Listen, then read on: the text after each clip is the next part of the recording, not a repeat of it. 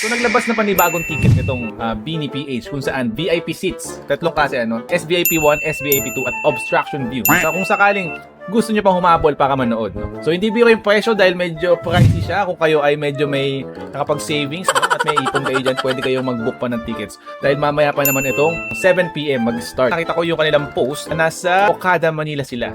Doon sila nag-stay dahil mas malapit nga naman ito. Yan. Kita nyo naman mga faces nila, no? Na very cutesy. And according sa kanila, ang special guest daw, so pupunta daw mamaya si Jacqueline Garcia at ang Ripe. Nakita ko sa post din na sinabi ni Sheena Po, merong special performance pero wala kaming special. sino kaya, no?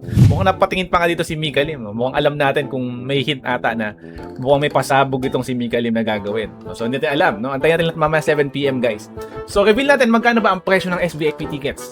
No, sabi dito, ang ticket ay nagkakahalaga ng SVIP 1 is 11,499. So malapit siya sa stage, no? Katapat na yung stage. So kung gusto niyo na mas closer doon at kita niyo yung mismong experience na close up with your Bini idols, no? So SVIP 1, so 11,499. SVIP 2, doon lang sa likod ng SVIP 1 kung saan malapit sa may camera, no? Nagsushoot, no? Pero still, malapit-lapit pa din, no? Kakahalaga to ng 9,999. So isa na lang, piso na lang, 10,000 na. And obstructed view is 4,999. Kalagay dito is ito 101 at 122.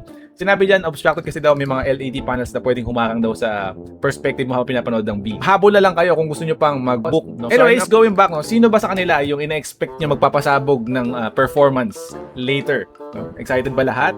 So, sino kala Bini Gwen, Bini Joanna, Bini Maloy, Bini Mika, Bini Aya, Bini Stacy, Bini Colette, at Bini Joanna ang sa tingin nyo magpapasabog doon sa stage? Yun na nga, concert na! D-Day Tour guys! It's the day!